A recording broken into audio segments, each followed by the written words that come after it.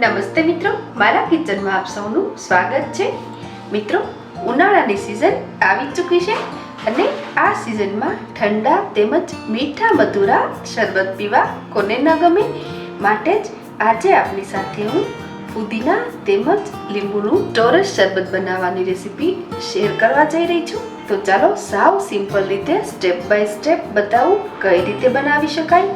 મિત્રો, આ શરબત બનાવવા માટે જે મેઇન ઇન્ગ્રેડિયન્ટ્સ છે એ છે લીંબુ અને ફુદીના। મિત્રો, આ રેસીપી બનાવવા માટે અહીં આપણે ફ્રેશ ફુદીનાના પાંદડા લેવાના છે। પીળાશ પડતા ફુદીનાના પાન અવોઇડ કરવાના છે। હવે આ ફુદીનાને વાટી અને સરસ સ્મૂથ ફાઇન પેસ્ટ તૈયાર કરી લેવાની છે। મેં અહીં કુલ 2 કપ જેટલા ફુદીનાના પાંદડા લીધા છે। 2 કપ એટલે માંડ અડધી જોડી જેટલો આ ફુદીનો છે। આ ફુદીનાની પેસ્ટ બનાવતી વખતે તેમાં 1/2 ટેબલસ્પૂન ખાંડ અને 1/4 ટેબલસ્પૂન જેટલું મીઠું એડ કરું છું, જેનાથી ફુદીનાનો કલર જળવાઈ રહે। હવે વાટીને સરસ સ્મૂથ ફાઇન પેસ્ટ તૈયાર કરવાની છે। ચાસણી બનાવવા માટે મેં અહીં લીધેલ છે 1/2 કપ ખાંડ, સાથે જ એડ કરું છું ખાંડથી અડધી ક્વોન્ટિટીનું એટલે કે 1/4 કપ પાણી। સ્ટવની ફ્લેમ સાવ સ્લો સેટ કરી અને ધીમે ધીમે આ ખાંડને મેલ્ટ થવા દઈએ। જ્યાં સુધી આ ખાંડ મેલ્ટ થાય ત્યાં સુધીમાં આપણે ફુદીનાને ક્રશ કરી અને સરસ પેસ્ટ તૈયાર કરી લઈએ। આ પેસ્ટ તૈયાર કરવા માટે મેં અહીં 2 ટેબલસ્પૂન જેટલું પાણી યુઝ કરેલ છે, માટે અહીં આપણી પેસ્ટ સરસ સ્મૂથ બનેલી છે। તો આ પેસ્ટને ગાળવાની બિલકુલ જરૂર નથી। મેં અહીં 2 કપ ફુદીનાના પાંદડા સાથે 1/2 કપ ખાંડ લીધેલી છે। સ્વાદ મુજબ ખાંડની ક્વોન્ટિટીમાં ફેરફાર કરી શકાય। અહીં આપણે કોઈ ચાસણી નથી બનાવવાની કે તાર જોવાના નથી, પરંતુ ખાંડ સારી રીતે મેલ્ટ થઈ જાય અને થોડું ઘટ ટેક્સચર થાય ત્યાં સુધી ખાંડ અને પાણીનું આ મિશ્રણ ઉકાળવાનું છે। અહીં ખાંડનું આ પાણી વધુ સમય માટે ઉકળી ન જાય એ વાતનું ધ્યાન રાખવાનું છે।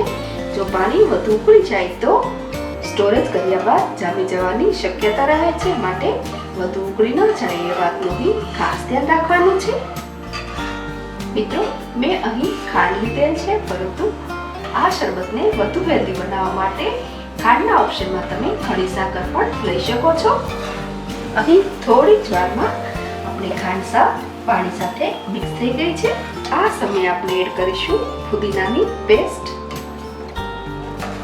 હવે થોડી વાર માટે આ મિશ્રણને થવા દઈએ। અહીં આપણે કોઈ દાળ નથી બનાવવાનો, પરંતુ મધ જેવું ટેક્સચર આવે ત્યાં સુધી ઉકળવા દેવાનું છે।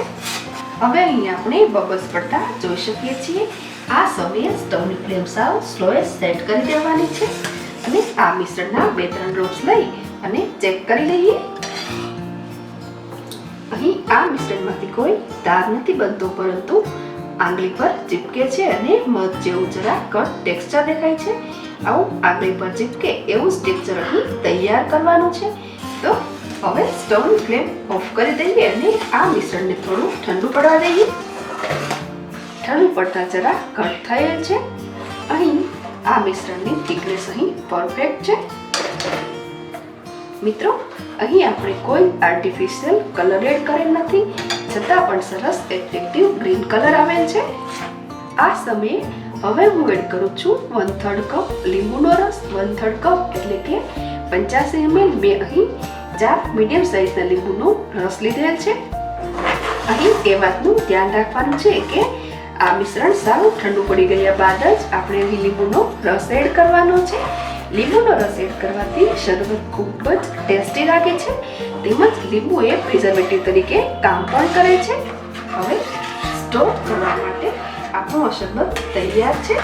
મિત્રો, ટેસ્ટ વેરિએશન માટે સર્વિંગ કરવા સમયે આ શરબતમાં ચપટી મરી પાવડર, ચપટી સંચળ અને ચપટી શેકેલ જીરાનો પાવડર એડ કરવાથી આ શરબત ખૂબ જ ટેસ્ટી લાગે છે।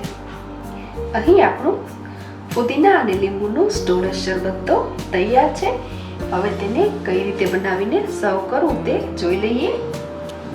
જ્યારે આપણે શરબત બનાવવું હોય ત્યારે બોટલની બરાબર આ રીતે મિક્સ કરી લેવાની। ત્યારબાદ 2 ટેબલસ્પૂન જેટલું આ તૈયાર કરેલું સિરપ એક ગ્લાસમાં લેવાનું।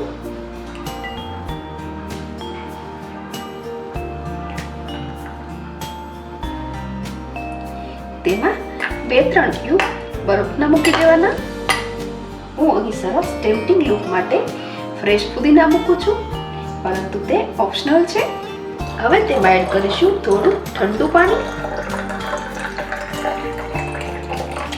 મેં અહીં 2 ટેબલસ્પૂન સિરપ સાથે 150 ml જેટલું પાણી લીધેલ છે.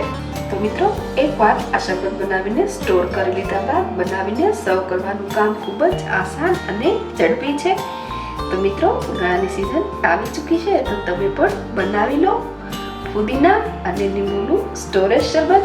મિત્રો, મારી આ રેસીપી સારી લાગે તો એક લાઈક જરૂરથી કરજો, તેમજ મારી આ રેસીપી આપણા બધા જ ગ્રુપ્સમાં શેર કરજો, તેમજ અપડેટ્સ માટે ચેનલને સબસ્ક્રાઇબ કરી લેજો.